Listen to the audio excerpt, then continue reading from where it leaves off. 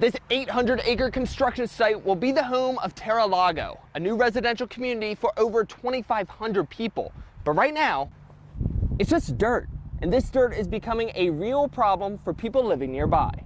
To have dust and dirt all over your table, it's terrible. Betty Trillo shows me the mess inside her home.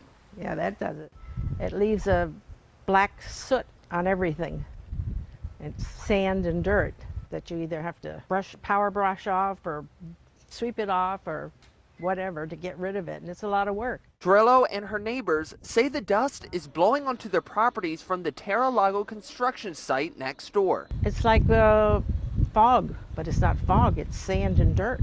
Sand and dirt that she says is damaging her HVAC unit and leaving a mess on porches and cars. And with Indianwood being a retirement community, she says many neighbors are worried about their health. Choking and coughing all the time.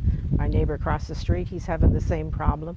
And I can imagine what these people who have breathing problems in here are going through. I took their concerns to Josh Callum, president of Garcia Companies, who's in charge of the project. We've heard them loud and clear. He says they're now using 3 water trucks instead of the usual 2, pouring over 40,000 gallons of water a day to keep the ground saturated. We're going to move as fast as we can so that we can have beautiful green grass growing out there as soon as possible. The grass is already starting to grow, which should settle the dust. Callum expects the new neighborhood to be fully built by June. In Indiantown, Tyler Hatfield, WPTV News.